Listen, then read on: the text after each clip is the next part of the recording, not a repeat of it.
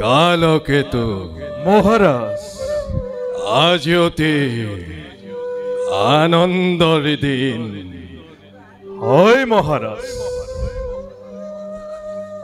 স্নেহৰ ভগ্নী দৈৱকী শোভা পৰিণয় শেষ হৈছে অতি মাংগলিকভাৱে।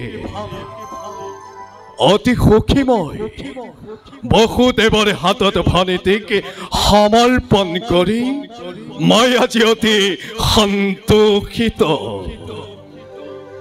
মহাৰাজ দৈৱকীৰ বাবে বসুদেৱ অতি উপযুক্ত বৰ, আৰু সেইবাবে ময়ো লভিছো আনন্দ। কিন্তু কালকেতু মহাৰাজ একেটি কথাই মোক বাৰে বাৰে বিচলিত কৰিছে অন্তৰ। মহাৰাজ আজিহে বুজিছো মই কন্যাদান কিমান কঠিন। নিজ পিতৃ মাতৃয়ে বাৰু নিজৰে কন্যাক এজন অচিনাকি লোকৰ হাততে কোনহতে সমৰ্পণ কৰিব কালকেতু? মহাৰাজ এই হৈছে জগতৰ চিৰন্তন নীতি। পুত্ৰ হলে পৰকন্যাই গৃহ শোভা কৰে, আৰু কন্যা হলে গতি কৰে পৰৰ গৃহলৈ। কিন্তু কালকেতু মহাৰাজ বুজনি না মানে মনে দৈৱকী ভনীতি যে মোৰ অতি আদৰৰ। পঠিয়াই তাইক মই দূৰ দূৰলৈ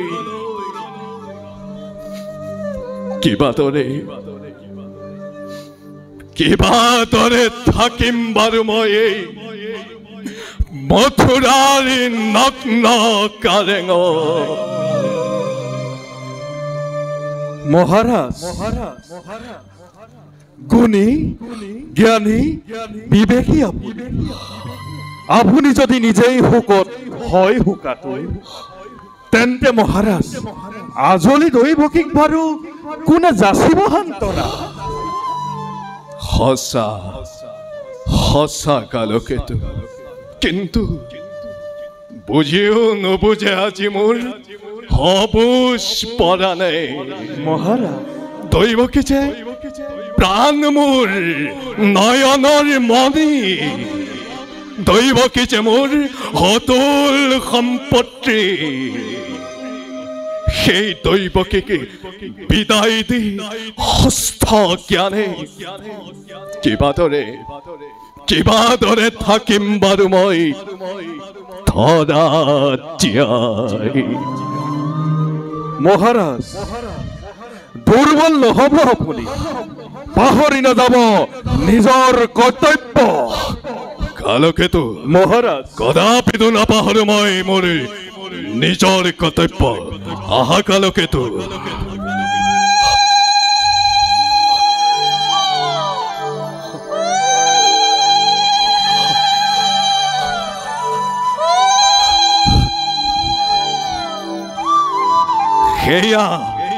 সেয়া শুনা কালকেতু। মহাৰাজ সৌভাগ্যনে চাপিছে ওচৰ। শেষ হ'ল দৈৱকীৰ বিবাহ কাৰ্য। যোৱা কালকেতু সিংহ দ্বাৰৰ সুসজ্জিত কৰি ৰাখা মোৰ সুবৰ্ণ ৰথ নিজে আজি মই ৰথৰ বাক জৰি ধৰি লৈ যাম বসুদেৱ দৈৱকীক যদুপুৰীলৈ। ভাল মহাৰাজ। আৰু শুনা কালকেতু মহাৰাজ দৈৱকীৰ যৌতুক ৰাজি সকলো সম্পদ যায় যেন বৰযাত্ৰীৰ লগত। ভাল মহাৰাজ যোৱা। আপোনাৰ আদেশ মই আখৰে আখৰে কৰিম পালন।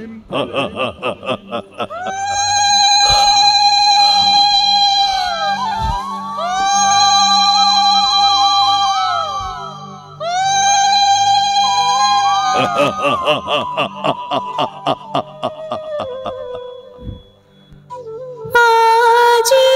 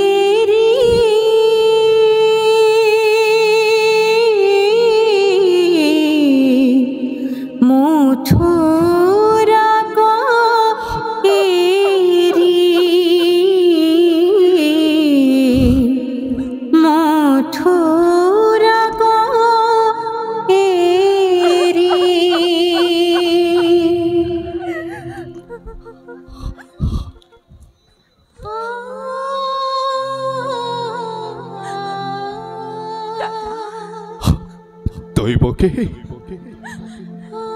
দাদা দৈবকী দাদা দৈবকী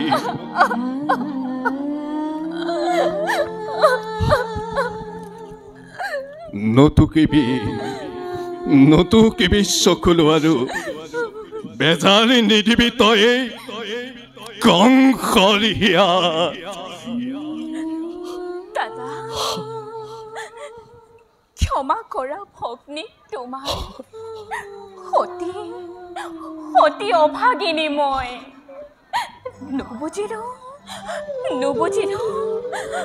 নুবুজিলো দাদা ভাতৃ পূজাৰ প্ৰকৃত স্বৰূপ দৈবকী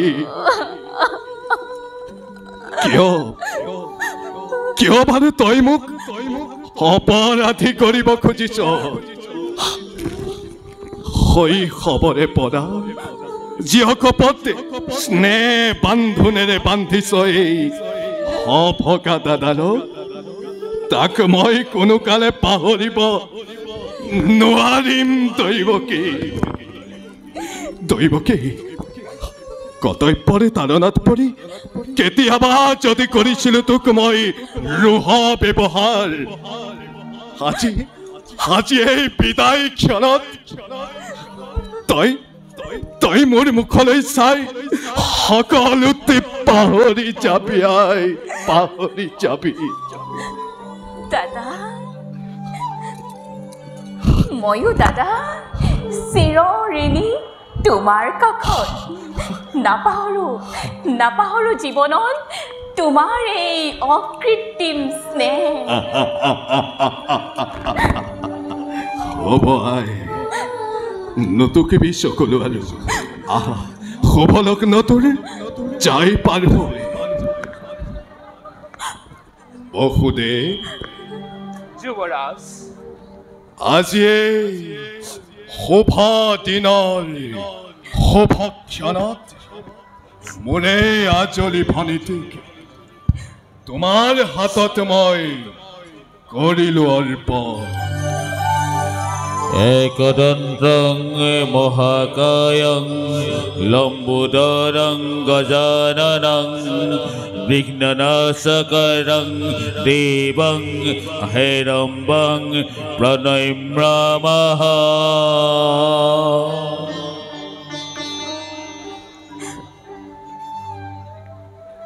সৰলা অজলা তাই অবোধ বালিকা পদে পদে হব পাৰে তাই শত দুখ শত অপৰাধ ক্ষমাই ভূষণ জানি অৰ্ধাংগিনী ভাবি তাই শত দুখ শত অপৰাধ কৰিবা মাৰ্জনা কিন্তু মনতে ৰাখিবা বসুদেৱ তোমাৰ অপত্য স্নেহ বান্ধোনৰ পৰা মোৰে আজলি ভনীতি যেন নহয় বঞ্চিতা যুৱৰাজ আদেশৰ মই নকৰো লংঘন আদেশ নহয় বসুদেৱ যুৱৰাজ অনুৰোধ ইটো মাথো তোমাৰ প্ৰতি ভনীতি দাদা পতি ব্ৰহ্মা পতি বিষ্ণু পতি ত্ৰিনায়ন পতিয়েই তিৰুতাৰ জীৱনৰ ধন দেৱতাৰ দৰে জ্ঞান কৰিবি সদায় পালিবি আদেশ সদায় স্নেহ প্ৰীতি সম্ভাষণ শ্ৰদ্ধা ভক্তি সকলোকে তই জনাবি বিশেষ দাদা তোমাৰ আদেশ মই পালিম সততে সতী ভাগ্য অতি মই তোমাৰ দৰে জ্যেষ্ঠ ভাতৃ এই জগতত পাই কেইজনে দাদা দাদা দিয়া আশীৰ্বাদ বিদায়ৰ বেলা তজু উপদেশ কাৰুগত কৰি আগবাঢ়ি যাব পাৰো যেন জীৱন পথত আশীৰ্বাদ কিনো দিমেই হফকা দাদাৰাই তোৰলৈ পঠিয়াই তোক কিবা দৰে থাকিম মই এই শূন্য গৃহত অন্তৰ ভাগিছে মোৰ নামানে বুজনি একো নোৱাৰো সহিব মই তথাপিতো ইয়া উজাৰি মই দিছো আশীৰ্বাদ তহঁতৰ যুগ্ম জীৱনত হৰা গৌৰী হওক বসতি সর্বমঙ্গল মঙ্গলে শিবে সর্বত্র সাধিকে শরণ্যে ত্রম্বকে গৌরী নারায়ণী নমস্তুতে নারায়ণী নমস্তুতে নারায়ণী নমস্তুতে ওঠ দৈবকী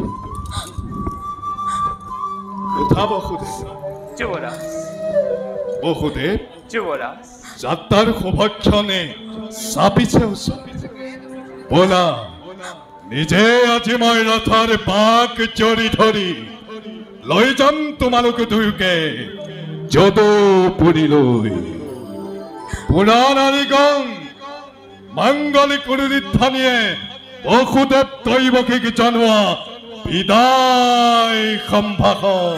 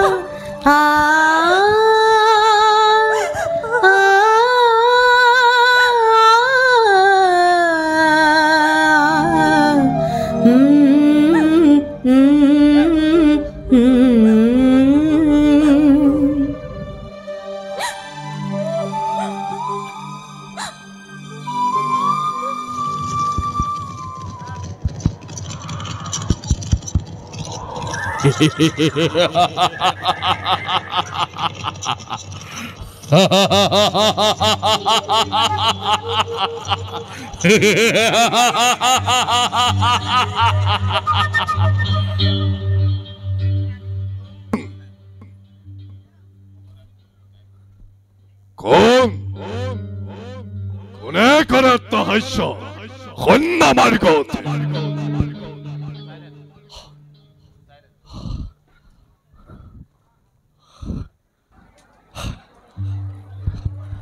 সাবধান কংস মোকে উদ্দেশ্য আত্মহাস্য কৰে সৈন্য মাৰ্গত শুন কংস যি দৈয়কীৰ বিয়া পাতি মহাসমাৰোহে আনন্দ তাপোন পাখৰাজী মূৰ্খ কংস তই স্নেহৰ ফণিটোৰ সেই দৈয়কী গৰ্ভজাত অষ্টম সন্তানে সংহাৰ কৰিব তোক অবলীলাক্ৰমে সংহাৰ কৰিব তোক অবলীলাক্ৰমে সংহাৰ করিব তোকে অবলীলাক্রমে।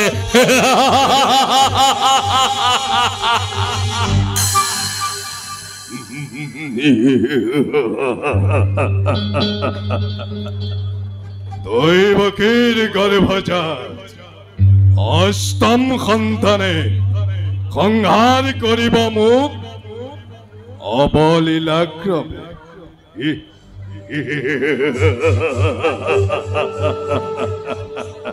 মরণের দিন তোরে দুরন্দ্র সমুসাপি আহে দিনে দিনে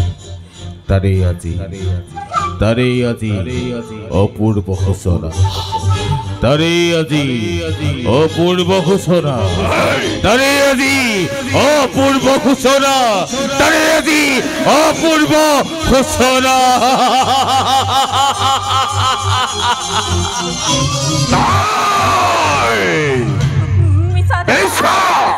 মিছা দাদা, দৈবকী মিছা। সঁচা সঁচা কংস, অতি সঁচা। স্মরণ কর সেই ধৈৰ্য্যতিৰ অভিশাপ, স্মৰণ কৰ কংস ধৈৰ্য্যতিৰ অভিশাপ, স্মৰণ কৰ কংস ধৈৰ্য্যতিৰ অভিশাপ, স্মৰণ কৰ কংস ধৈৰ্য্যতিৰ অভিশাপ। দৈবকীৰ গৰ্ভজাত সন্তান হব প্রাণহন্তা তোর, দৈবকীর গর্ভজাত সন্তান হব প্রাণহন্তা তোর, প্রাণহন্তা তোর, প্রাণহন্তা তোর।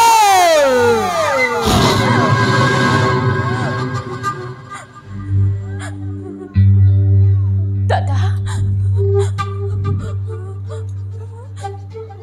দাদা, সঁচা,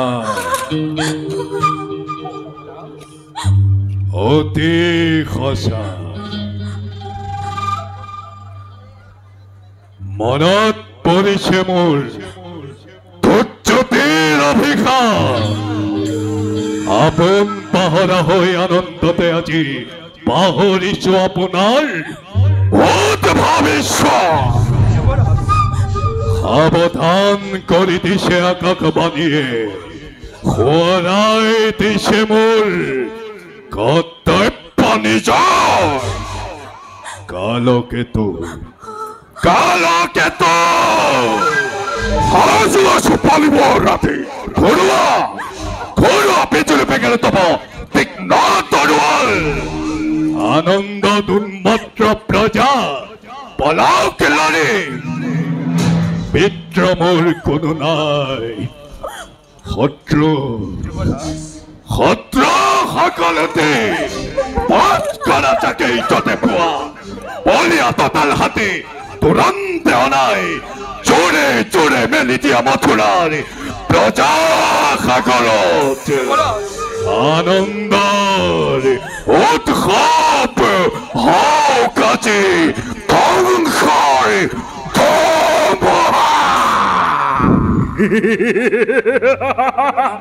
মহাকাল। কালকেতুৱে আজি কৰিছে অংগীকাৰ। প্ৰলয় প্ৰলয় ঘণ্টা বাজিব এবে, সিংহ নাশ কৰি। ধুমুহা বজ্ৰপাতে কঁপাব মথুৰা। মৃতদেহৰ ভৰত তুল পাৰ হব স্বৰ্গ মধ্য পাতাল। ৰক্ত ৰক্ত ৰক্ত প্লাবন হব পৃথিৱীত। আনন্দশল শান্তিপূৰ্ণ মথুৰা অগ্নিবিস্ত্ৰী হীৰা বৰ্ষণ। ৰক্ত প্লাবন ৰক্ত প্লাবন ৰক্ত প্লাবন।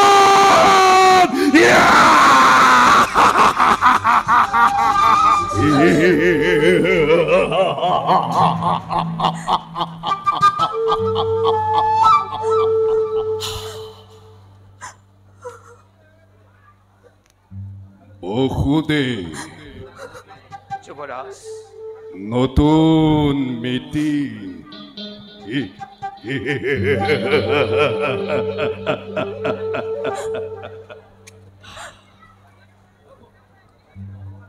স্নেহৰ ভগ্নীবোৰ দৈব্যকে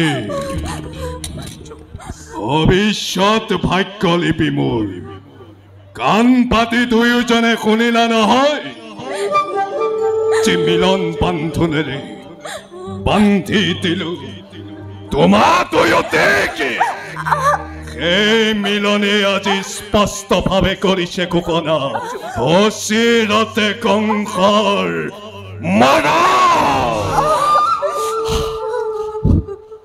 ইয়া ফলাচি আনন্দময় কৰিলো প্ৰদান দাদা তাৰে আজি সুন্দৰ প্ৰতিদান অচিৰতে কংসৰ মৰণ নহয় যুবৰাজ নহয়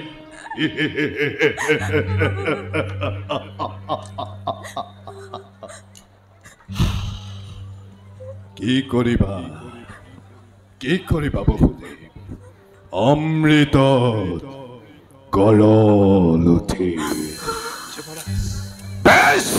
বেশ কথা সেয়ে হব নহব অন্যথা কিন্তু কংসৰ মৰণ জানো ইমান সহজ স্নেহ মমতা আছিল যত মানে বিসাজিলো সকলোতে মই এই মুহূৰ্তত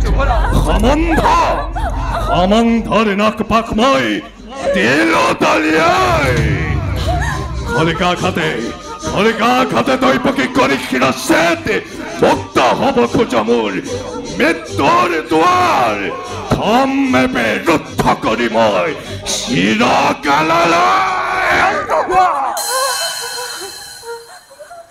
ক্ষান্ত হওয়া যুবৰাজ ক্ষান্ত হওয়া মানব দৈব্যাধীন দৈব্যক দম্ভালীৰে অতিক্ৰম কৰিব খোজাটো বাটু লতাহে মাথো অন্যহাতে যুবৰাজ ভগ্নী হত্যা মহাপাপ বাধা নিদিবা বহুদেৱ নহয় যুবৰাজ আঁতৰ হোৱা মোৰ সন্মুখৰ পৰা হয় যদি হওক ভগ্নী হত্যা মহাপাপ যুবৰাজ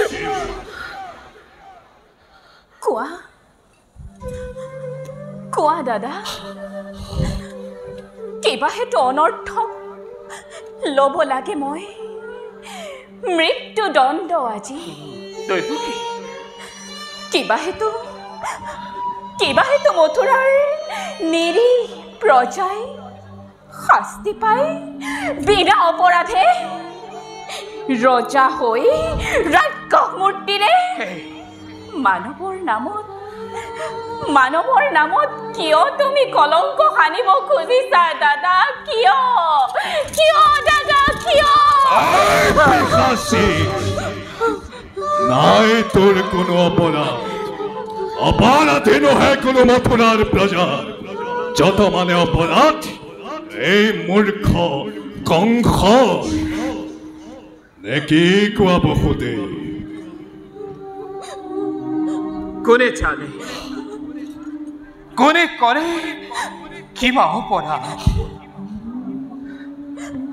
কবলৈ কিবা আছে মোৰ আৰু কলেও জানো শুনিবা সঁচাই ৰজা তুমি সৰ্বশক্তিমান সকলো কৰিব পাৰা নিজ ইচ্ছামতে সঁচা হওক মিছা হওক ন্যায় বা অন্যায় সবাৰে বিধান হয় ঈশ্বৰেই তোমাৰ আৰু এই গৰ্বতেই গৰ্বিত আজি তোমাৰ শিৰে ৰাজা হিমাদ্ৰী লংঘিছে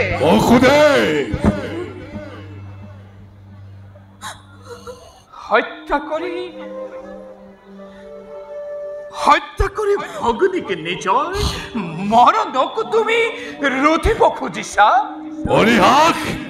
নালাগে কৰিব যুৱৰাজ বিলম্বই বিলাই বিঘিনি নহয় যুৱৰাজ তোমাৰ কথাই সঁচা ৰজা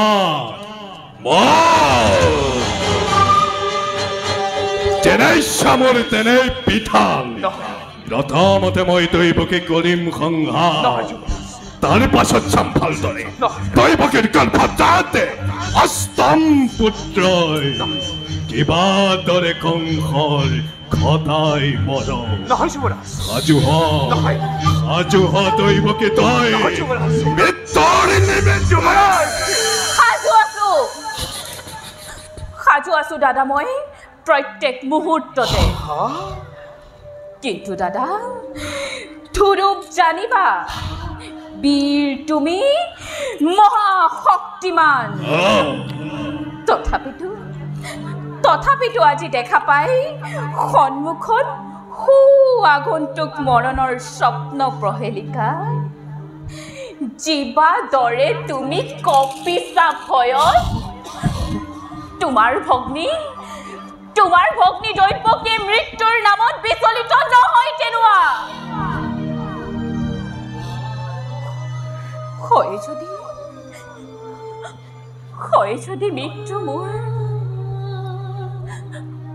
হয় যদি মৃত্যু মোৰ স্বামী ৰাখো তুমি হেন মহাবীৰ জ্যেষ্ঠৰ হাতত তেনে মৃত্যুকো দেৱতাৰ দান বুলি হাঁহি হাঁহি কৰিম গ্ৰহণ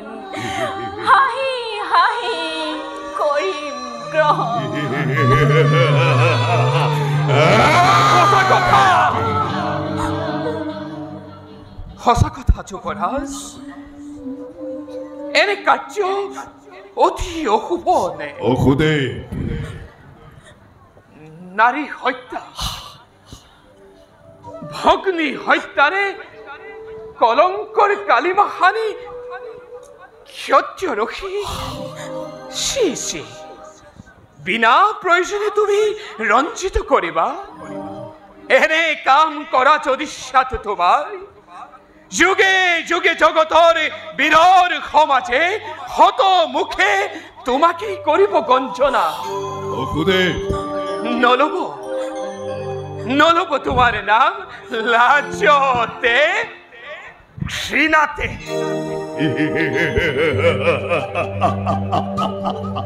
আৰু তাৰেই ভয় সাপ বহি গাখীৰ খুৱাই এই মূৰ্খ কংসই বীৰ বুলি জগতত দিব পৰিচয়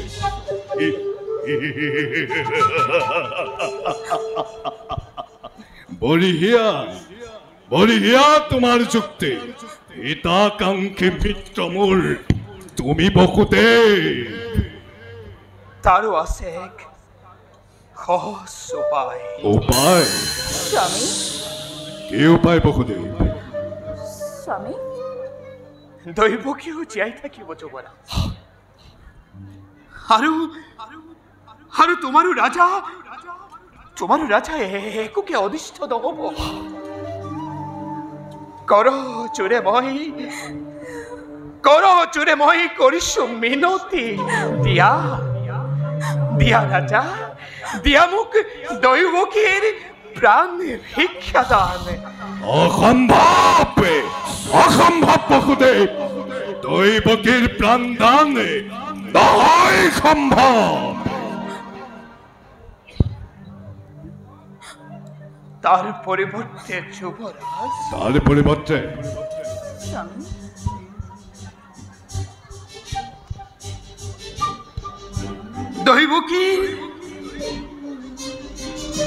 দৈৱকীৰ গৰ্ভজাত প্ৰতিটো সন্তান যে মুহূৰ্ততেই ভূমিষ্ঠ হ'ব এই ধৰাৰ মধ্যত এটি কৰি তুলি দিম মই তোমাৰ হাতত হত্যা কৰি সিহঁতক হবা তুমি সাৱধান নিজ ইচ্ছামতে।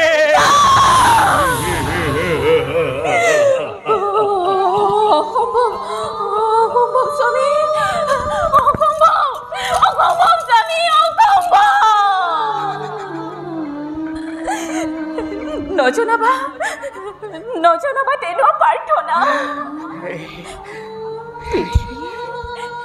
পৃথিৱীৰ নতুন অতিথি সৰগৰ দেৱশিশু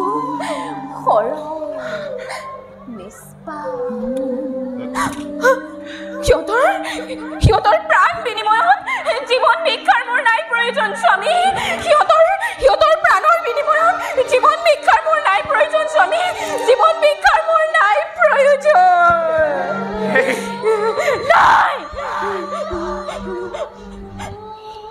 নাই এনে কোনো মাতৃয়ে ধৰাৰ বৈক্ষণ জীৱিকৰ জীৱ পাৰে নিজ গৰ্ভজাত সন্তান।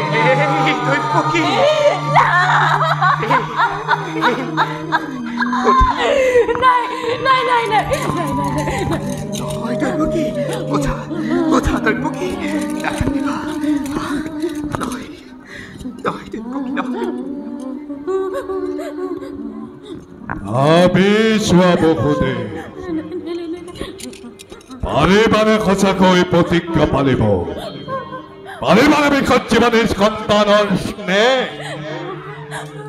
যদি পাৰা নাই মোৰ অলপ আপত্তি।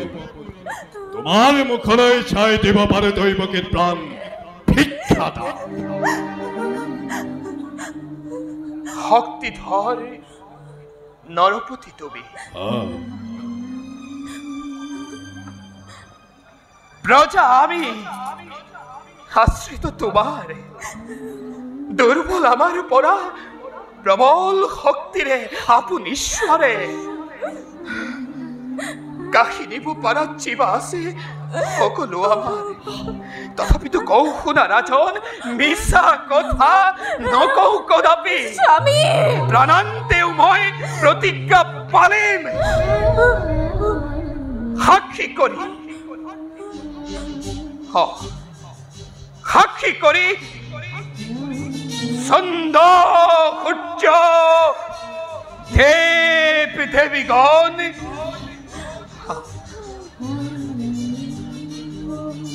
অর্থাঙ্গিনিক স্পর্শ করে দক্ষিণ হস্তে করিছু প্রতিজ্ঞা আজি এই লগনত।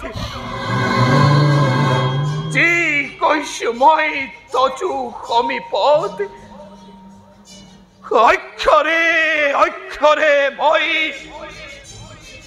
কৰিম পালন।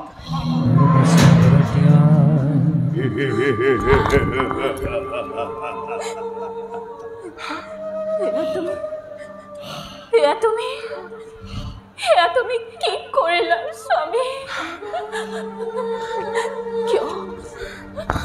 কিয় কৰিলা? কিয় কৰিলা? কিয় কৰিলা? কিয় কৰিলা? কিয় কৰিলা এনে ভীষণ প্ৰতিজ্ঞা?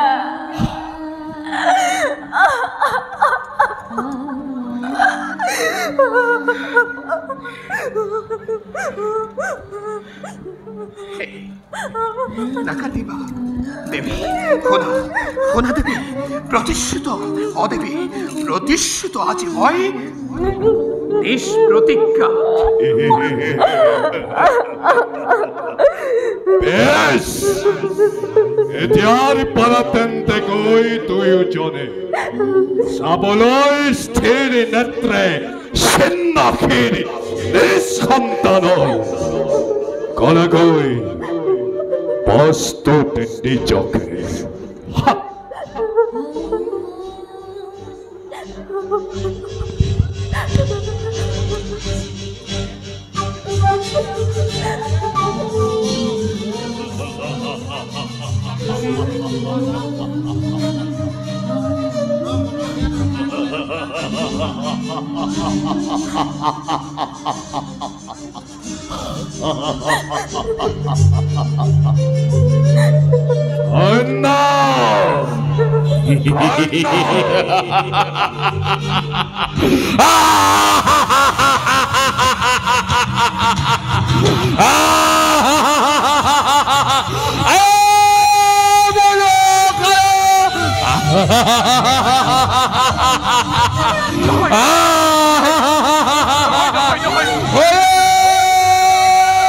ৰক্ষা কৰা, ৰক্ষা কৰা, ৰক্ষা কৰা।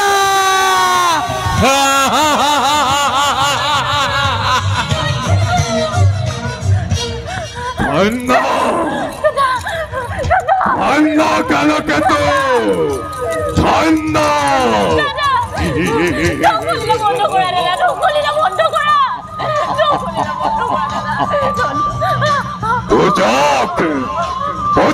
সকলোৱে প্ৰয়োজন সাপেক্ষে গ্ৰন্থ কিমান নিষ্ঠুৰ, কিমান নিৰ্মম, কিমান নিশংস।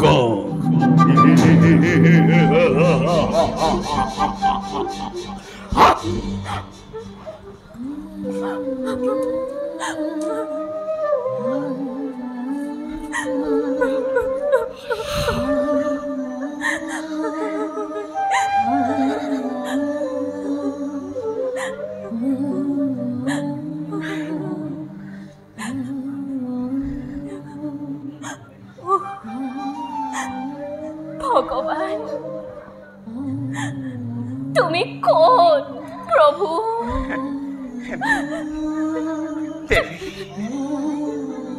ভগৱান, ভগৱান তোমাৰ নিচেই কাষত।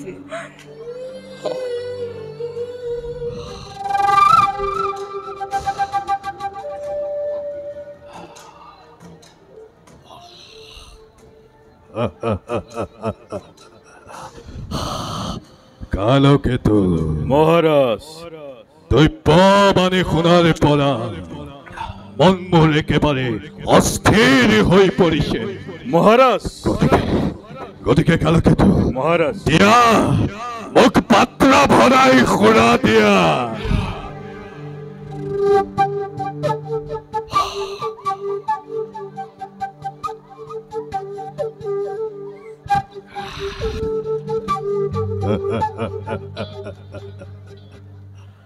কালকেতু মহারাজ, খুড়া আমার পরম বন্ধু।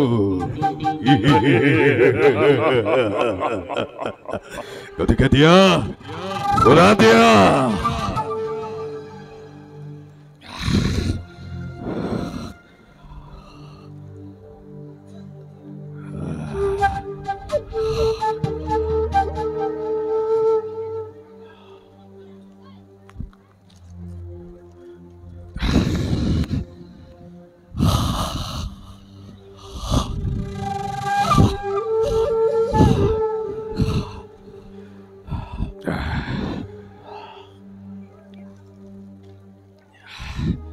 দিয়া দিয়া কালকেতু খুড়া দিয়া, খুড়া দিয়া।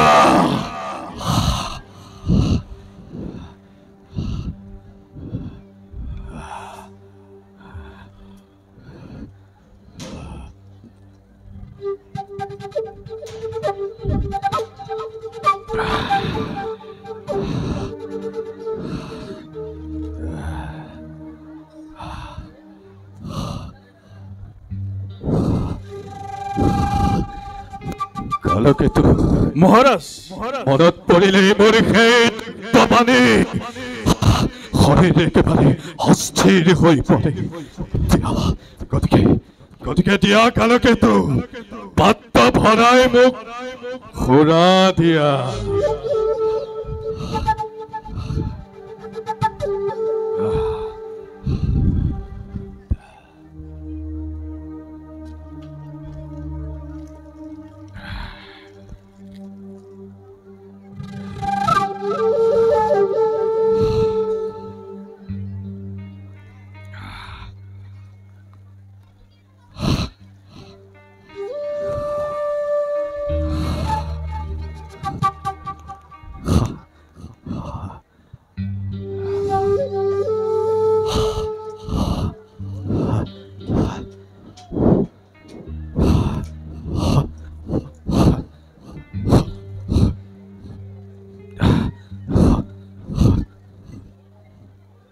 কালকেতু মহাৰাজ দিয়া মোক আৰু অলপ খোলা দিয়া।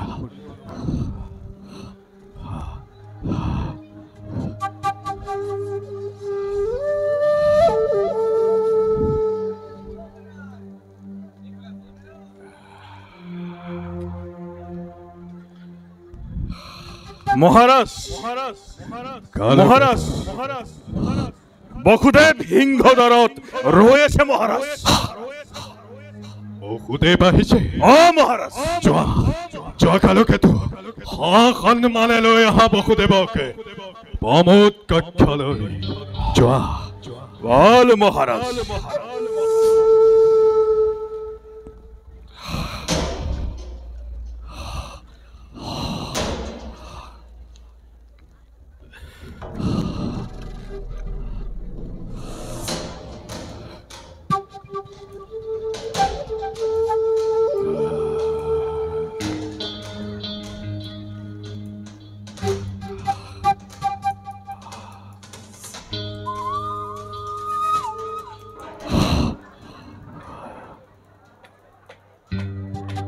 যুবৰাজ যুবৰাজ বসুদেৱ যুবৰাজ অসময়ত আগমনৰ উদ্দেশ্য কি বসুদেৱ? পূৰ্বৰ প্ৰতিশ্ৰুতি মতে সেয়া যুবৰাজ লৈ আহিছো মই দৈৱকীৰ গৰ্ভজাত অষ্টম সন্তানে কতে কতে দৈৱকীৰ গৰ্ভজাত অষ্টম সন্তানে দিয়া দিয়া বসুদেৱ দিয়া।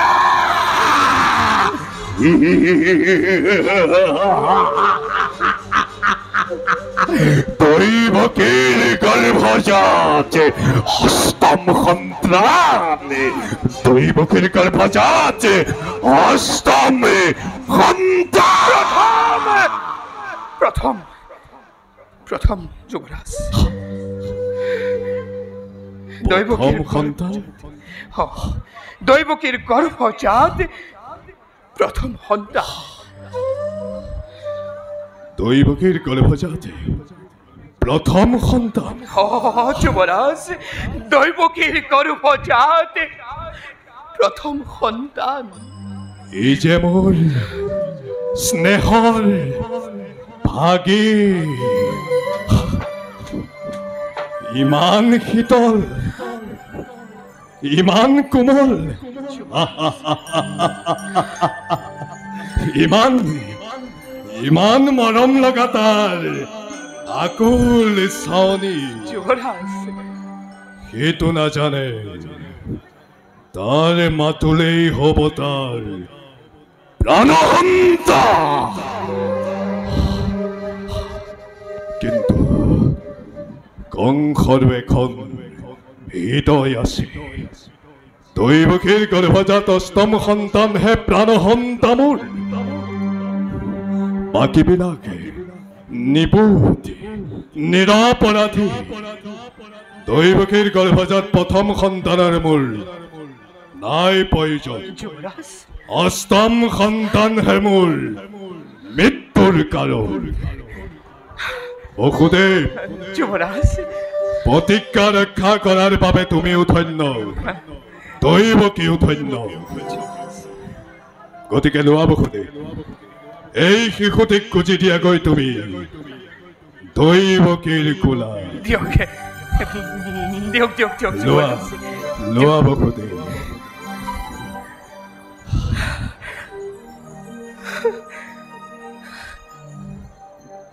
এয়া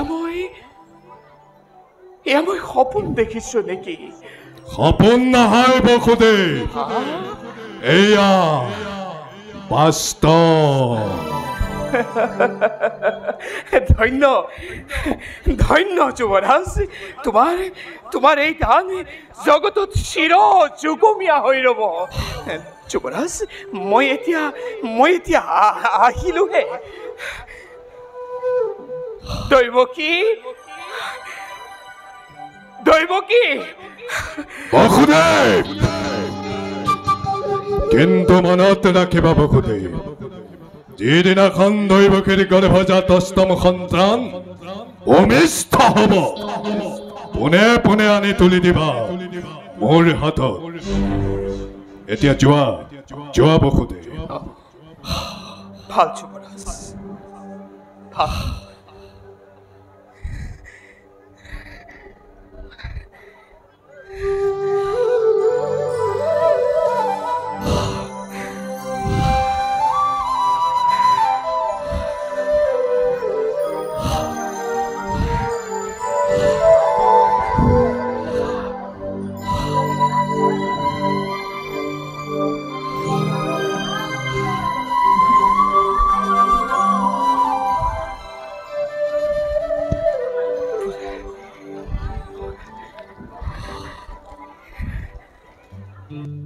কালকেতু মহাৰাজ তোমালোকে ভাবা নেকি কংসৰ হৃদয়ত অলপো দয়া নাই মমতা নাই একেবাৰে নিষ্ঠুৰ অত্যাচাৰী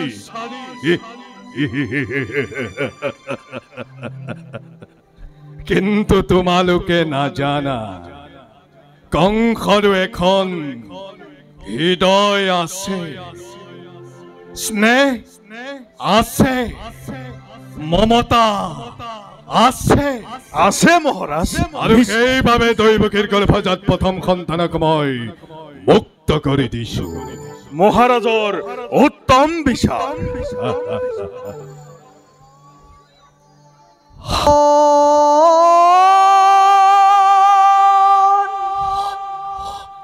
ও মুৰে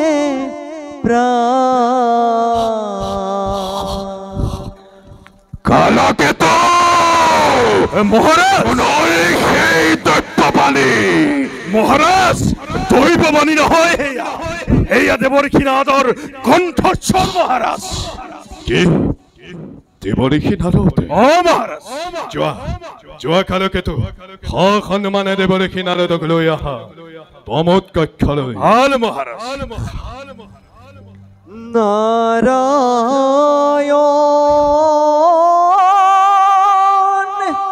ও মুরে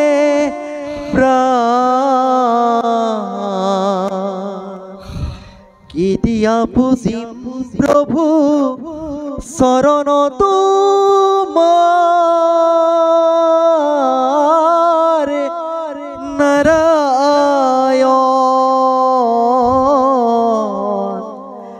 কি দিয়া পুজিম প্রভু শরণ তোমার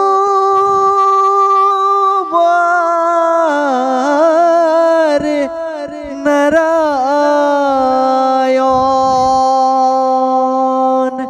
নারায়ণ নারায়ণ নারায়ণ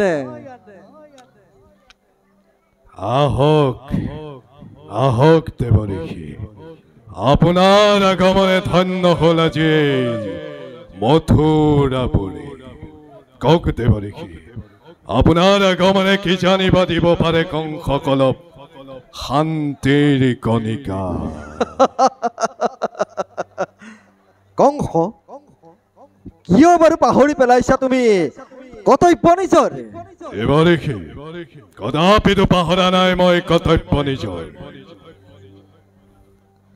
নিষ্কৰ্তব্যৰ কথা পাহৰি মাত্ৰ সুৰা আৰু নৰ্তকীৰ নৃত্যতে তুমি ভুল গৈ সন্মুখৰ কৰ্তব্যৰ কথা তুমি পাহৰি পেলাইছা কংস উপহাস কিয় কৰে দেৱৰ্ষী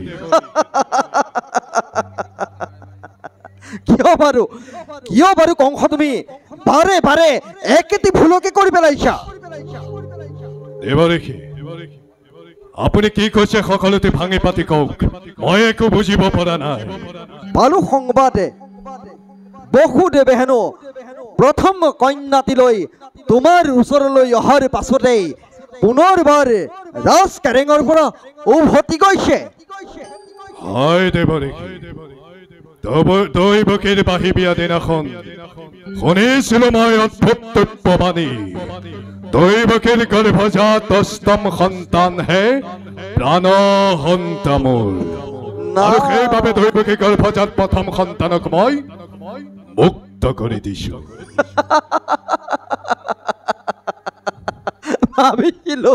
ভাবিছিলো কংস তুমি জ্ঞানী বিবেকী বুলি কিন্তু ৰাজনীতি কূটনীতি সকলোতে তুমি মাথো অসাৰ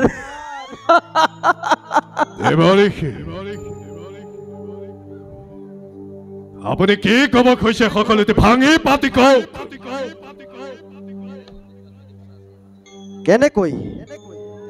কেনেকৈ বুজিবা তুমি দেৱতাৰ চালনা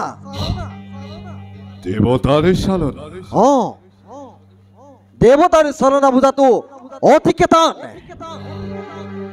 শুনা দেৱতাৰ গণনা আৰু মনুষ্যৰ গণনা সম্পূৰ্ণ বিপৰীত এইয়া চোৱা মোৰ হাতত থকা এই অষ্টদল পদ্ম আহিলৈ চোৱা ইয়াক যদি আমি গণনা কৰোঁ তেন্তে প্ৰথমৰ পৰা অষ্টম ঠিকেই কিন্তু দেৱতাৰ গণনা অনুযায়ী আমি যদি গণনা কৰোঁ এইয়া চোৱা মই গণনা কৰি দিছোঁ মনুষ্যৰ গণনা মতে এইয়া প্ৰথম এইয়া দ্বিতীয় এইয়া তৃতীয় এইয়া চতুৰ্থ পঞ্চম আৰু এয়া চোৱা ষষ্ঠ সপ্তম আৰু এয়া অষ্টম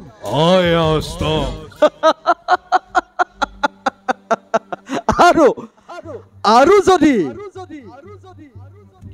দেৱতাৰ গণনা অনুযায়ী ইয়াক আমি ওলোটাকৈ গণনা কৰোঁ তেন্তে এয়া অষ্টম সপ্তম ষষ্ঠ পঞ্চম চতুৰ্থ তৃতীয় আৰু এয়া প্ৰথম দ্বিতীয় তৃতীয় চতুৰ্থী পঞ্চম ষষ্ঠ সপ্তম অষ্টম সপ্তম ষষ্ঠ পঞ্চম চতুৰ্থী তৃতীয় প্ৰথম ষষ্ঠম দেৱঋষি ইয়াৰ উপায় কি উপায় মই আগতে থৈছো গণনা কৰি ব্যক্ত কৰক দেৱঋষি নন্দ আদি কৰি শত গোৱালগণ বহুদেৱ আদি কৰি শত যাদৱগণ সকলো তোমাৰ শত্ৰু বহুদেৱ দৈৱকীক অনতি পলমে তোমাৰ মথুৰাৰ লৌহ কাৰাগাৰত কৰা নিক্ষেপণ আৰু শুনা আৰু কি দেৱঋষি তোমাৰ পিতা উগ্ৰসেন নহয় কিন্তু তোমাৰ শুভাকাংক্ষী দেৱঋষি গতিকে তেওঁৰ ওপৰত ৰাজদণ্ড কাঢ়ি লৈ অনতি পলমে তুমি সেই প্ৰজাৰ ওপৰত কৰা শাসন মনত ৰাখিবা পূৰ্বতে আছিলা তুমি কালনেমি অসুৰ পক্ষাত মুৰাৰীয়ে তোমাক কৰিছিল নিধন নিৰ্বোধ নহয় কংস ধ্বংস কৰিব সত্যতেও যাদৱ বংশ সেয়েহে কংস নিষ্কৰ্তব্যত তুমি হোৱা অগ্ৰসৰ পিছে মই এতিয়া বিদায়হে মাগিলো নাৰায়ণ প্ৰথম দ্বিতীয় চতুৰ্থ পঞ্চম ষষ্ঠ সপ্তম অষ্টম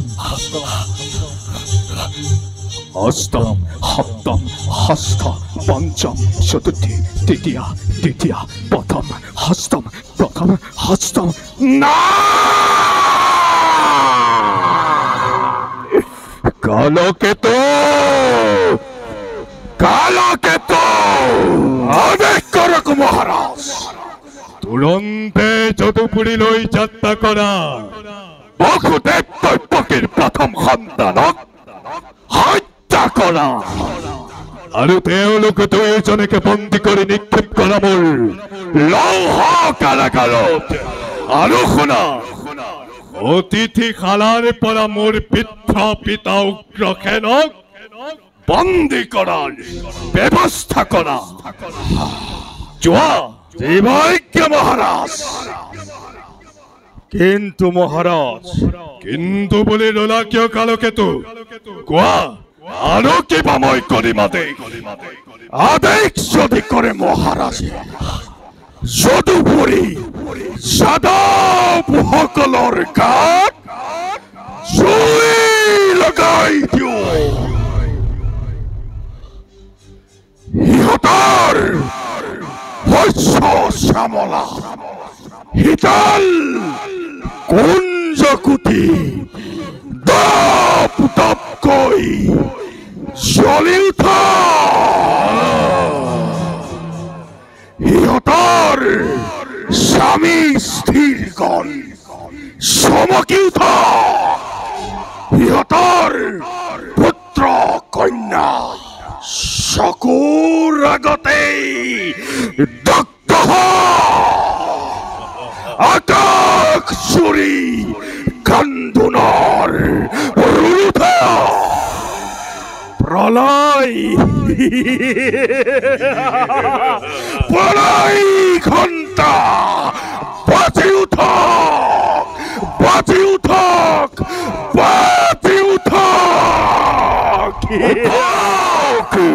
উঠক উঠক সেই বিশ্বপ্লাবিত লেলিহান অগ্নি শিখা তপ তপকৈ জ্বলি উঠক সেই অপূৰ্ব দৃশ্য দেখি মোৰ ক্ষুদ্ৰ দানৱ পদ্মা তৃপ্ত হওক তৃপ্ত হৈ আনন্দতে নাচি উঠক নাচি উঠক নাচি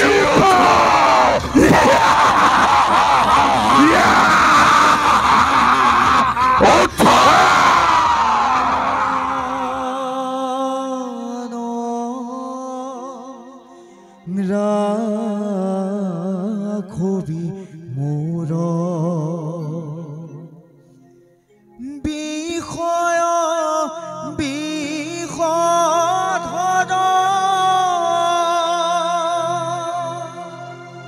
বিশেষ রাজর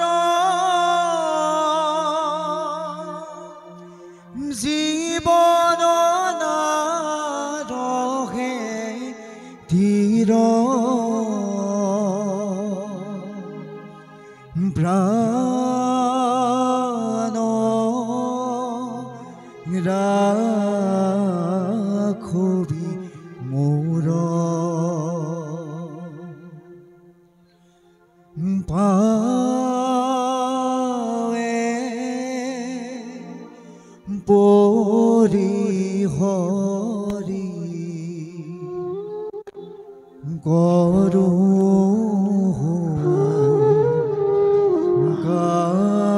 গাতৰি প্ৰাণ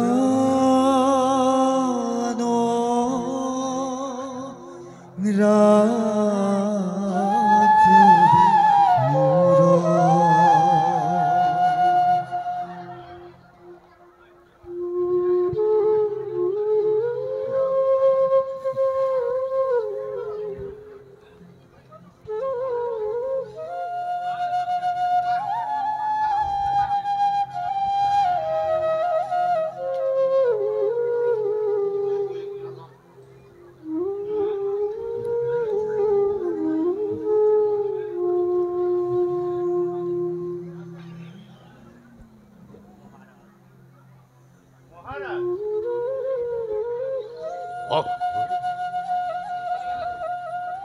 মহাৰাজ যে মোৰ শাসনৰ বিদ্ৰোহী মই কি কৰিব পাৰো অকুল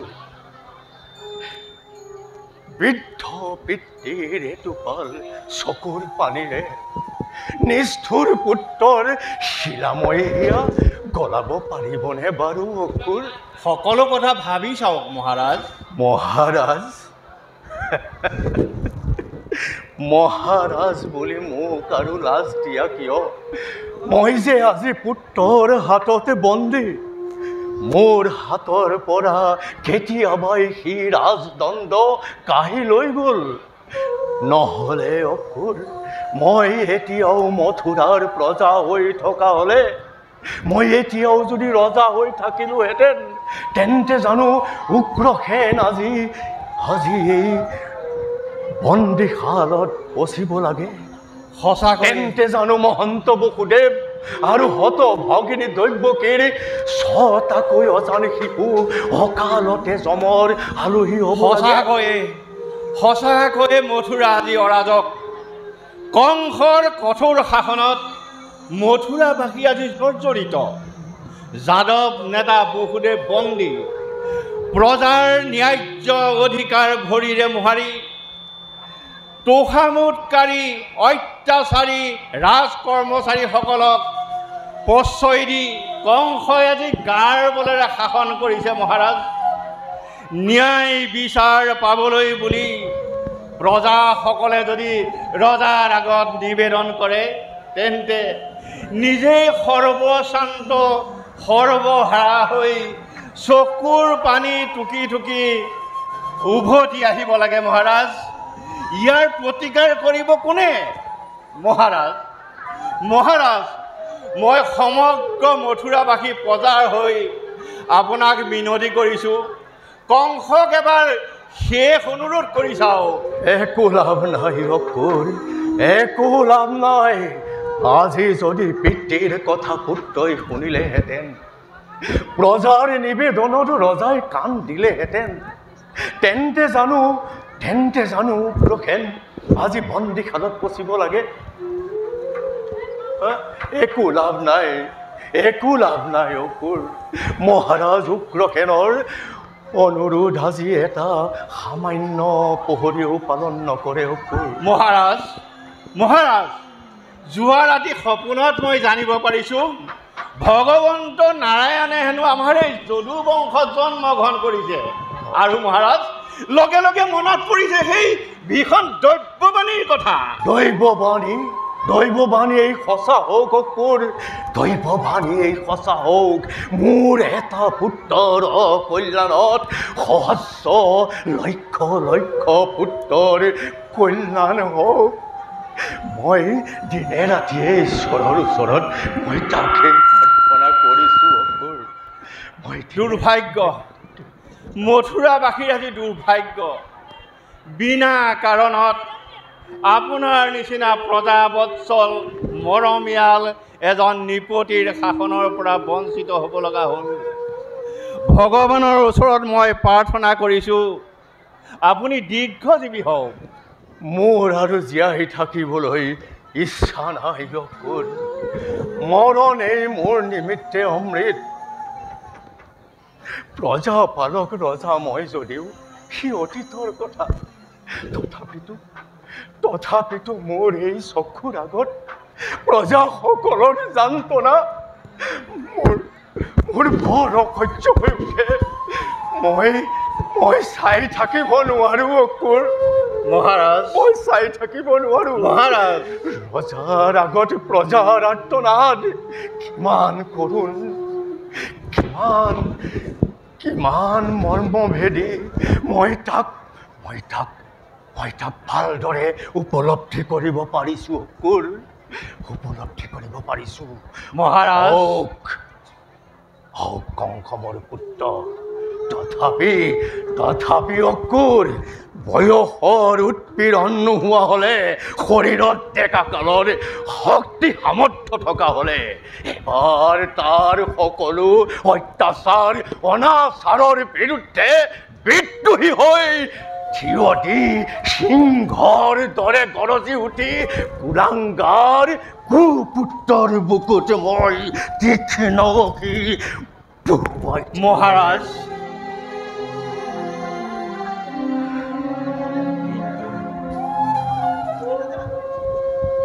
কিন্তু মই যে সেই সৌভাগ্যৰ পৰা বঞ্চিত। শিশুৰ দৰে অসহায় হৈ তিৰোতাৰ দৰে পৰৰ বোজা হৈ মই যে আজি অতি ঘীন লগা জীৱন যাপন কৰিব লগা হৈছে। মহাৰাজ, নিয়তি মহাৰাজ, সকলোবিলাক নিয়তিৰে খেলা।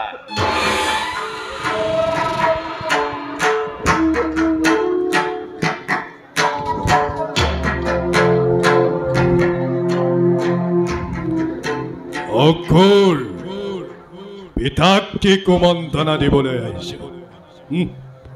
তোমালোকে যিমানেই নিজ ষড়যন্ত্ৰ কৰিছা, সিমানেই এই অভিশপ্ত কংসৰ কপালত সৌভাগ্যৰ পদুম ফলিছে। তোমালোকৰ নিচিনাকৈ কংসৰ ভয়ত আজি জয় লক্ষ্মীও বন্দিনী। কংসৰ ভয়ত আজি স্বয়ং বিধাতাই অতি সাৱধানে বিধি লিপি কৰিবলৈ বাধ্য। মই এনেবোৰ মই মতালিৰ কথা শুনিবলৈ ইচ্ছা নকৰো। কংস, মোক এখন দেশ নিৰলে থাকিবলৈ দে।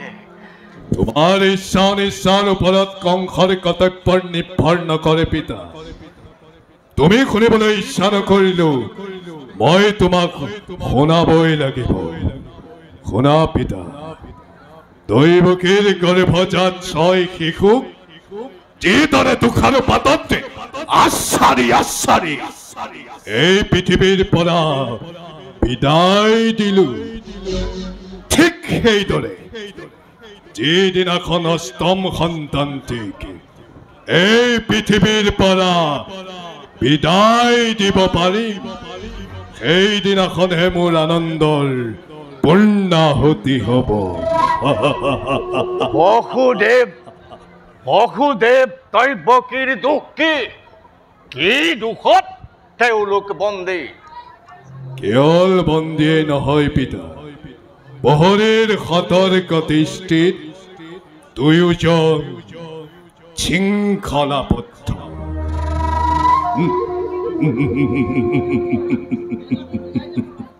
তুমি কোনো চিন্তা নকৰিবা পিতা। কংসৰ প্ৰাণবলী আগমনৰ উপলক্ষে আদৰ অভ্যৰ্থনাৰ সকলো যোগাৰ সম্পূৰ্ণ। এই শুভ দিনৰ অপেক্ষাত সহস্ৰৰথী, আনকি এই মথুৰা ৰাজকংসয়ো বিনিত ৰজনী কৰিছে যাব। পিতা, মই তোমাক এই শুভ সংবাদ দিবলৈহে আহিছিলো। মই এতিয়া আহিলো পিতা।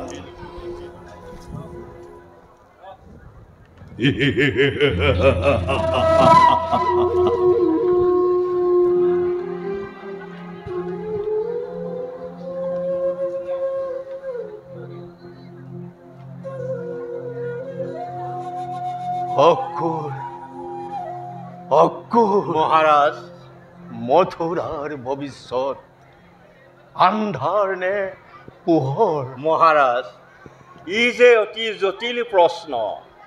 বোধ কৰোঁ পোহৰেই হ'ব।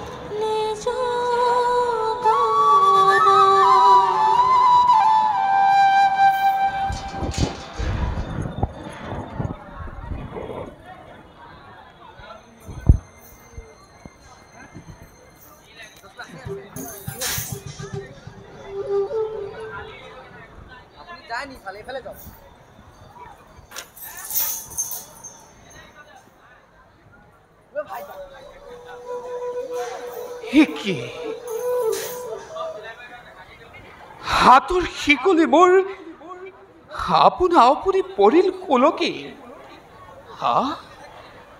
টান বন্ধনৰ পৰা নিষ্ঠুৰ যায় কোনে কোনে আহি অকস্মাতে কৰি দিলে মোক মুক্তিৰ বিধান অলৌকিক অলৌকিক সকলো ঘটনা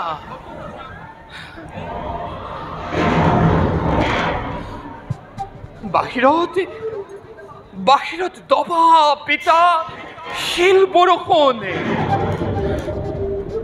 প্ৰকৃতিৰ সৃষ্টি যেন ধ্বংস হৈ প্ৰতি মুহূৰ্ততে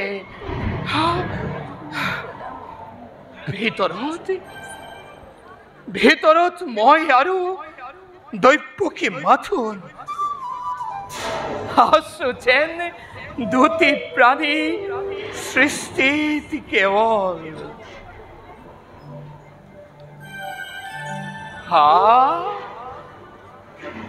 অন্ধকাৰ কাৰাগাৰিটো সিও যে হ'ল আজি দেৱৰ মন্দিৰ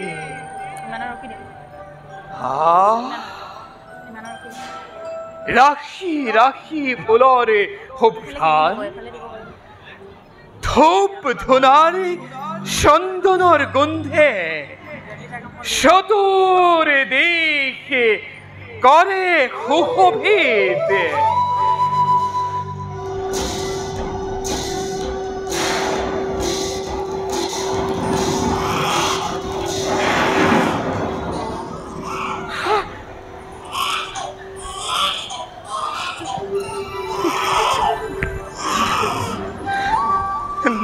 দৈৱকী দৈৱকী দৈৱকী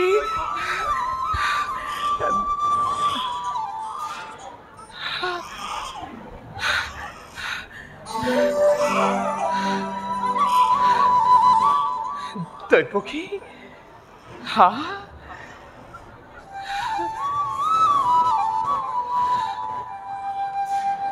লোৱানাথ দেৱী পুত্ৰ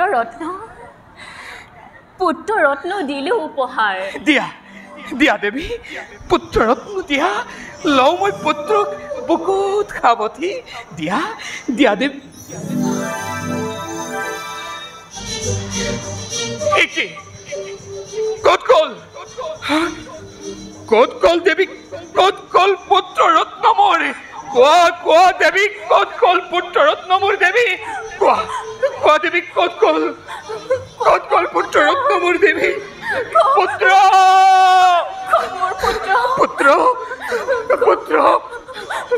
কোৱা দেৱী ক'ত গ'ল দেৱী মোৰ পুত্ৰ ৰত্ন দেৱী ক'ত মোৰ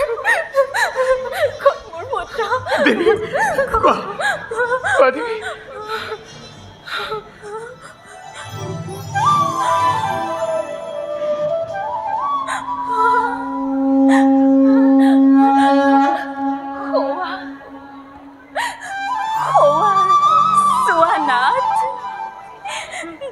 তখনিৰ কোলা উদং কৰি চিলিকিছে শূন্যৰ কোলা কি ভাগ্য কি পুণ্যদয় কি এই যে আমার কঠোর জীবনের তপস্যার ফল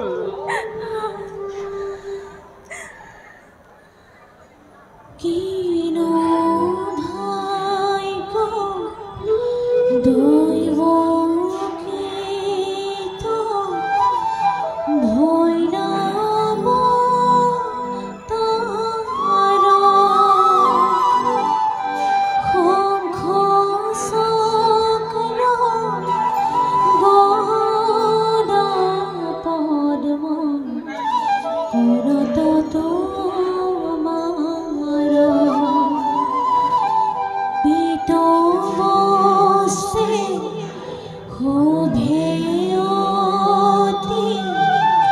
হে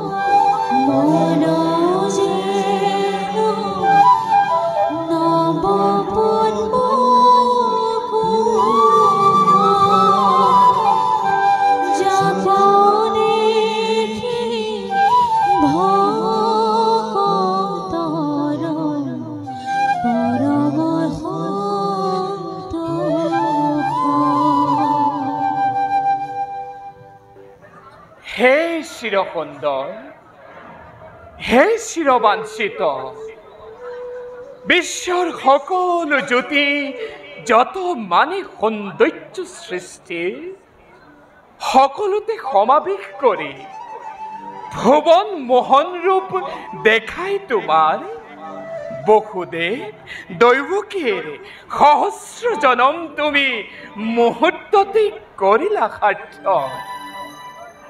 হে প্ৰভু, তোমাহেন বিশ্বজনকৰ হবলৈ উপযুক্ত জনক জননী কিবা শক্তি, কিবা সামৰ্থ্য আছে আমাৰ?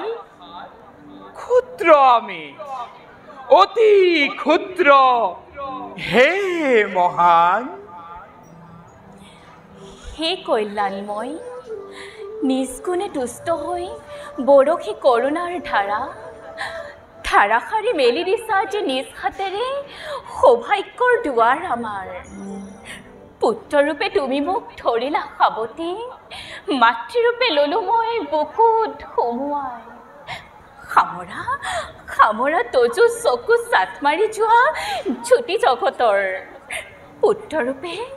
পুত্ৰৰূপে নয়নৰ মণি মোৰ বুকুলৈ আহা পুনৰবাৰ, স্থিতি লোৱা দৈৱকীৰ কোলাত। হে প্ৰভু, মোৰো এবে সেই অভিলাষ, পুত্ৰ ৰূপ দেখুৱা তোমাৰ।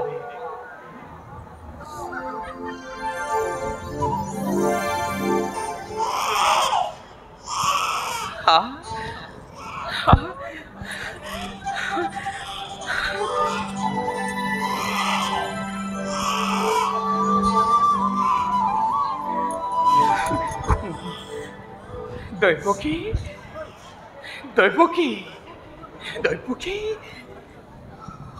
সঁচাকৈ ভাগ্যৱতী তুমি যে দৈৱকী। দিয়া দেৱী, মোকো দিয়া সৌভাগ্যৰ ভাৰ, লওঁ মই পুত্ৰক বুকুত সাৱটি। দিয়া কি দেৱী, তোমাৰ চকুলো দেৱী ইমান এটা আনন্দৰ সময়ত কিয় দেৱী, কিয় তোমাৰ চকুত চকু পানী দেৱী? গুচোৱা দেৱী তোমাৰ ৰিহাৰ আচল। কান্দা নাথ, তুমিও কান্দা দেৱী। কান্দি কান্দি চকুলোৰে মজিয়া ভৰোৱা দেৱী। ভাবা সেই ৰাক্ষসী মুহূৰ্ত খন্তেক পাছতে আহি হ'ব উপস্থিত। ভাতৃ মোৰ মহাকাল সাক্ষাৎ যম। কিয় বাছা নাহিলি তই দীৰ্ঘজীৱী হৈ? আমাৰ পাপৰ ফল পূৰ্ব জনমৰ দেৱতাৰ খাও লাগি পৰি যায় সোণৰ সংসাৰ। সোণৰ পুতলি যদু কিয়নো নাহিলি তই দীৰ্ঘজীৱী হৈ? ভাই আছে শত্ৰু মোৰ দিনে ৰাতি মেলেশ্বৰ, পলুৱাই ৰাখি মইতো কোন দিশে বাছা, পলুৱাই ৰাখি মইতো কোন দিশে?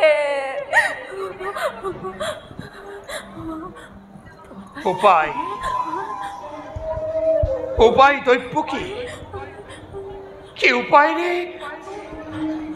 উপায়েৰে ৰক্ষা কৰোঁ আমি আমাৰ বংশৰ প্ৰদীপ? ভয় নাই বকুলে জন্মিছে মৃত্যুঞ্জয় অমৰ সন্তান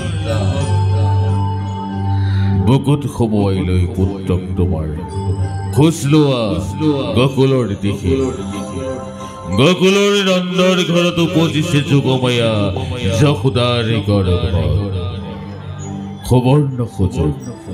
সুবৰ্ণ সুযোগ বকুলে যোৱা শিক্ষে নকৰা পলম আনাগৈ যুগমায়া পুত্ৰক সলাই আনাগৈ যুগমায়াক পুত্ৰক সলাই আনাগৈ যুগমায়াক পুত্ৰক সলাই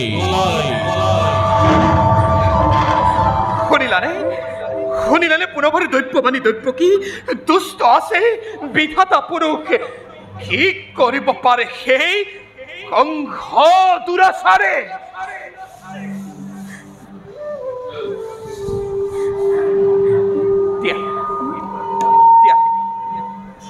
দিয়া দেৱী পুত্ৰক আমাৰ লৈ মই বহুত সাৱতি খোজ লওঁ মই গকুলৰ ফালে দিয়া দেৱী দিয়া কান্দে আজি দৈব হকিয়া কান্দে আজি দৈব হকিয়া পুত্ৰ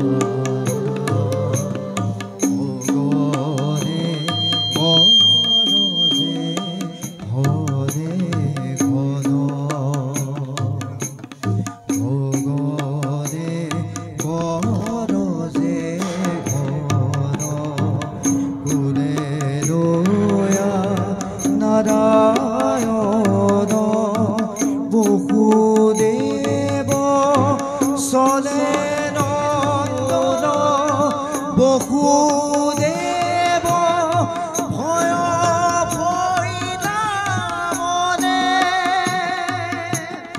বসুদেৱ ভয় ভৈলা মনে বায়াজ মোনাদ কুদ দেখি উৰ্মি দোল বসুদেৱ ভয় ভৈলা মনে বসুদেৱ ভয় ভৈলা মনে ভগনে গৰজে ঘনে ঘন গগনে গৰজে ঘন কোনে নয়া নাৰায়ণ বসুদেৱ ভয় ভৈলা মনে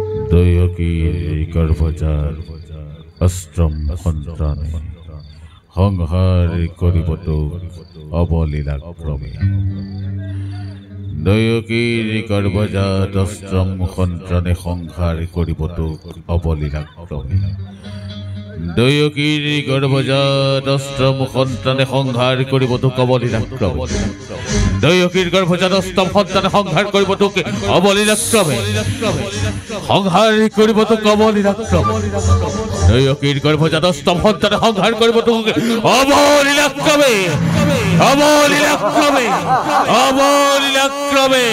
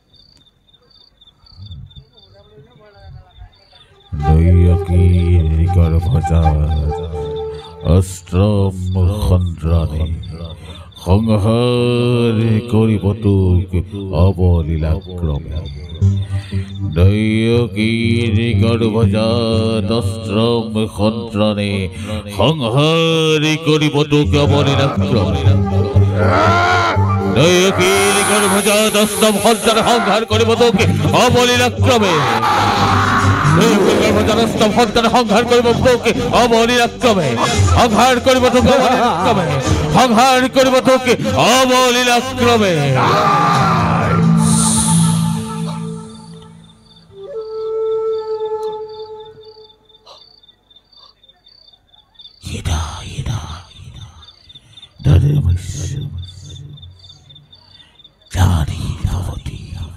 ভাৰত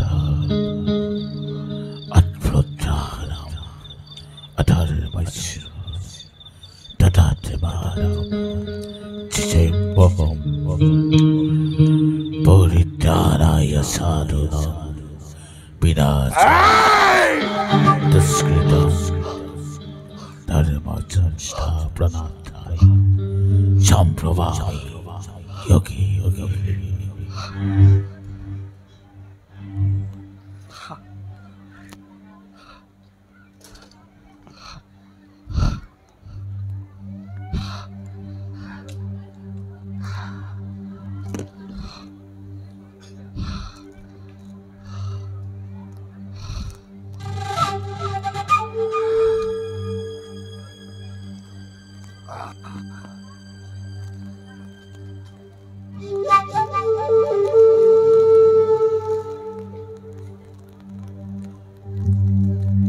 দৈয়কীৰ গৰ্ভজাত অষ্টম সন্তানে সংহাৰ কৰিব তোক অবলীলাক্ৰমে দৈয়কীৰ গৰ্ভজাত অষ্টম সন্তানে সংহাৰ কৰিব তোকে অবলীলাক্ৰমে দৈয়কীৰ গৰ্ভজাত অষ্টম সন্তানে সংহাৰ কৰিব তোকে অবলীলাক্ৰমে সংহাৰ কৰিব তোক অবলীলাক্ৰমে সংহাৰ কৰিব তোকে অবলীলাক্ৰমে দৈয়কীৰ গৰ্ভজাত অষ্টম সন্তানে সংহাৰ কৰিব তোকে অবলীলাক্ৰমে সংহাৰ কৰিব তোকে অবলীলাক্ৰমে সংহাৰ কৰিব তোকে অবলীলাক্ৰমে অবলীলাক্ৰমে দৈয়কীৰ গৰ্ভজাত অষ্টম সন্তানে সংহাৰ কৰিব তোক অবলীলাক্ৰমে সংহাৰ কৰিব তোকে অবলীলাক্ৰমে সংহাৰ কৰিব তোকে অবলীলাক্ৰমে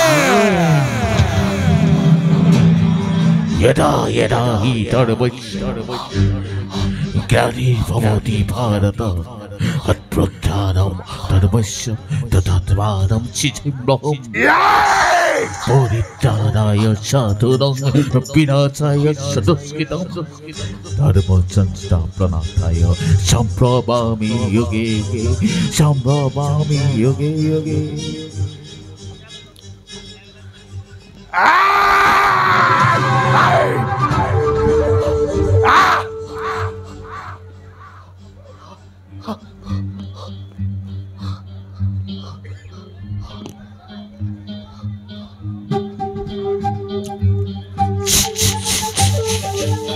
यदा यदा हि धर्मस्य ग्लानिर्भवति भारत अद्भुतानां धर्मस्य तदात्मानं सृजाम्यहं परित्राणाय साधूनां विनाशाय च दुष्कृतं धर्मसंस्थापनार्थाय सम्प्रभामि युगे युगे युगे युगे युगे युगे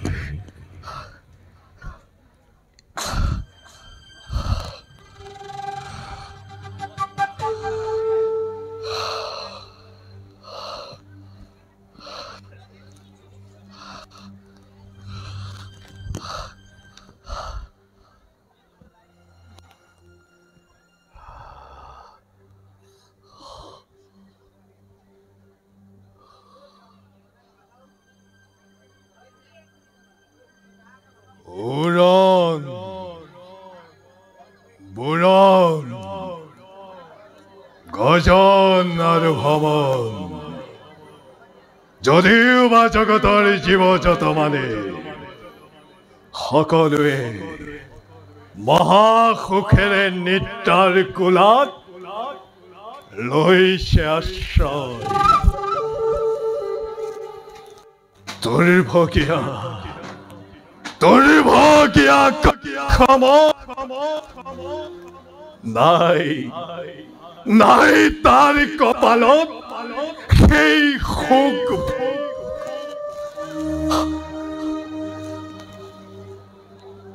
দুগ্ধ ফেনা নিপসম শান্তিৰ কোমল শয্যা অশান্তিৰ কণ্টকে হয় সেউজে আজি হল কণ্টকিত লও বুলি নিত্যাশ্ৰয় মুদিলে দুই চক্ষু মোৰ দহো দিশে দেখা পাও চিত্ৰান্ত সদৃশে হীৰা তুলমি থকা তীক্ষ্ণ তৰোৱাল দৈৱকীৰ গৰ্ভজাত অষ্টম সন্তান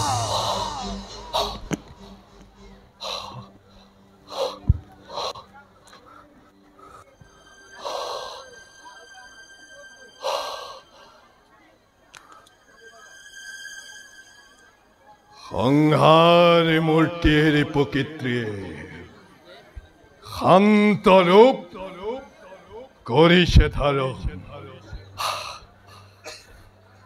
যাম নেকি নিজে মই কাৰাগাৰলৈ এবাৰ চাবলৈ প্ৰাণৱৰিক মোৰ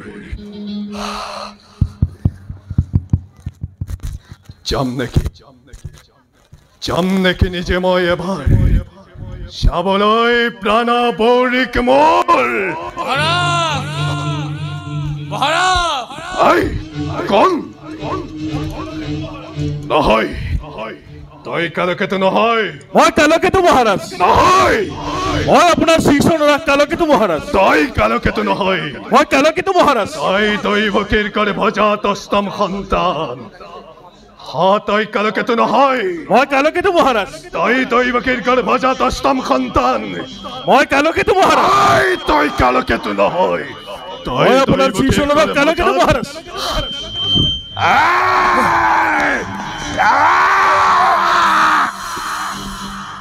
মহাৰাজ মই কালকেতু আপোনাৰ শ্ৰীচৰণৰাজ কালকেতু মহাৰাজ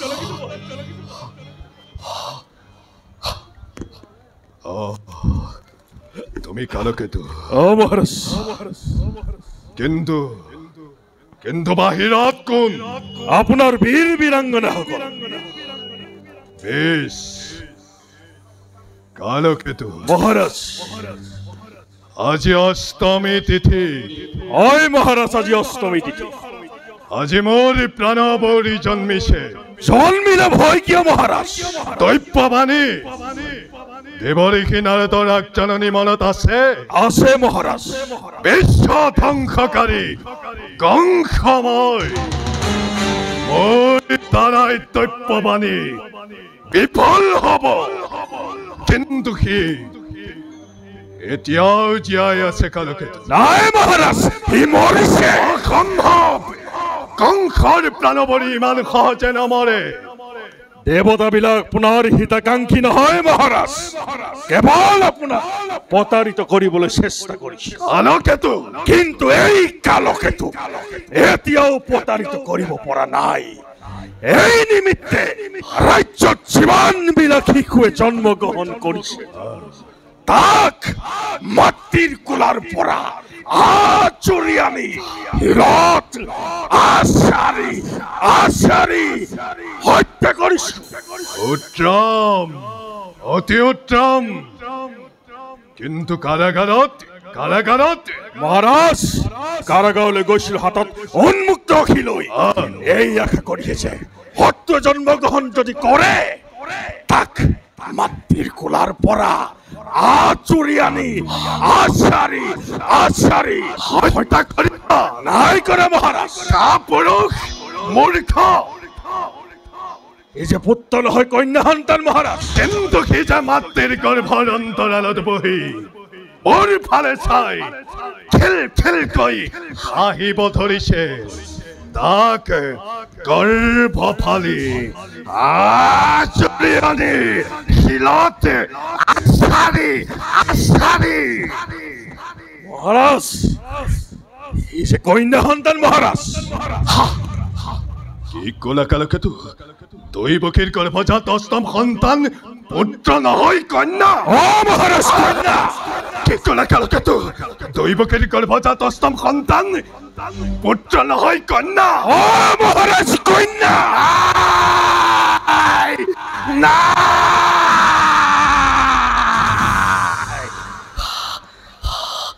কালকেতু মহাৰাজ ইউ যেনেক দেৱতাৰে চালনা পুত্ৰই হওক বা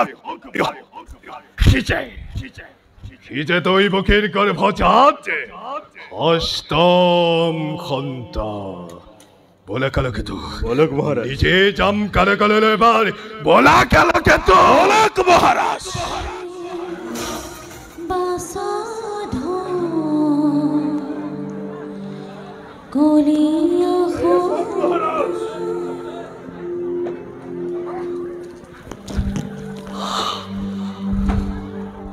পুত্ৰ নহয় কন্যা সন্তান মহাৰাজ মোৰ কথা আপুনি বিশ্বাস নহয় নহয় এই চাওক কন্যা সন্তান পুত্ৰই হওক বা কন্যাই হওক সিজা দৈৱকীৰ গৰ্ভজাত অষ্টম সন্তান দে দৈৱকী সন্তান দে কাল শিশু তেজেৰে বহুদিনীয়া বিয়া পলোৱা নিদিওঁ দাদা এটা এটা কৰি ছটা অজান শিশু ৰাক্ষসৰ নিচিনাকৈ শিলত আচাৰি আচাৰি হত্যা কৰিলা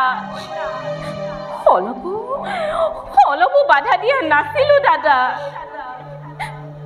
কিন্তু আজি এই কন্যা সন্তানটিৰ জীৱন হাচল পাতি মাগিছো ভিক্ষা তাৰ পৰানো তোমাৰ কি অপকাৰ হ'ব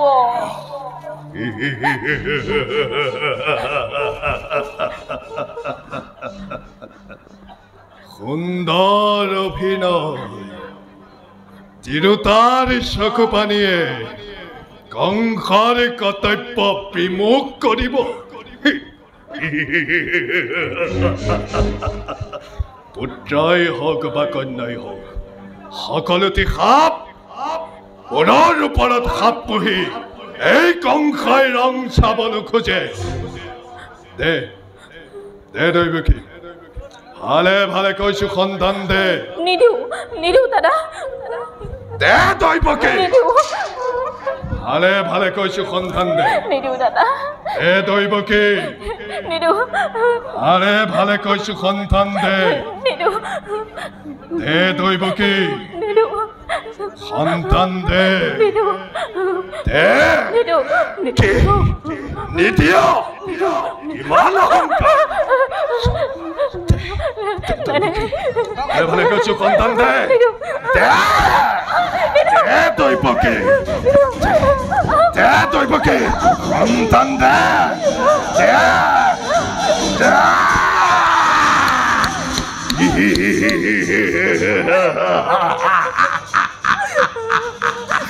দৈৱকীৰ গৰ্ভজাত অষ্টম সন্তান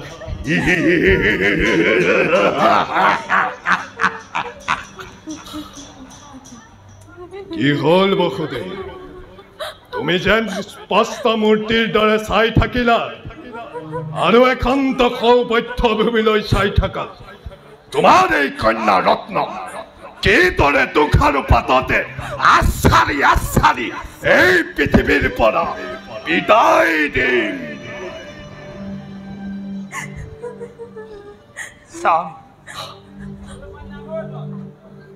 চাম কংস সেই দুয়ো চক্ষুৰে নিমিষ নমৰাকৈ সতী অজান শিশুৰ ধ্বংস লীলা চাইছিলো ঠিক আজিও চাম বসুদেৱ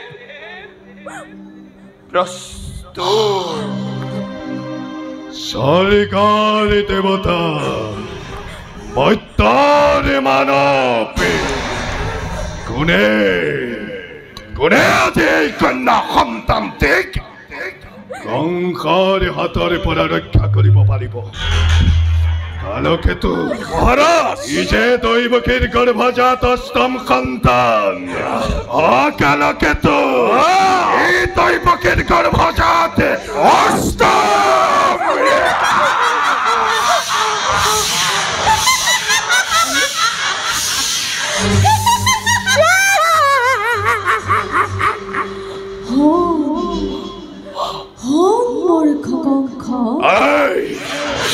দেবীময় যোগময়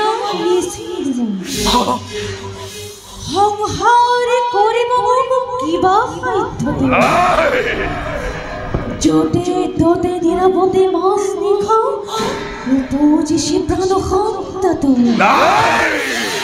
মৃত্যু তোৰে বাৰিষাৰে বেগৱতী নদী কি সাধ্যেৰে দেৱী মূৰ্খ বালিৰ ভেতাৰে কি সাধ্যেৰে দেৱী মূৰ্খ বালিৰ ভেতাৰে কি সাধ্যেৰে দেৱী মূৰ্খ বালিৰ ভেতাৰে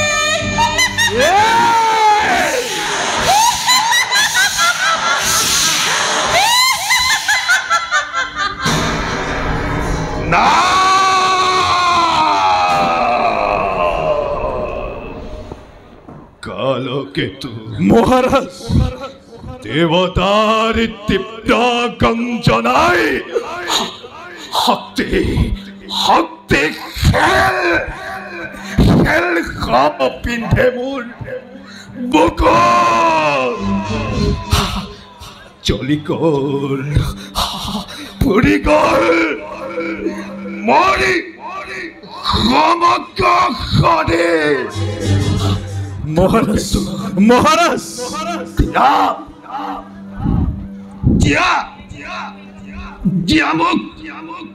বহুত আশ্বাস মহাৰাজ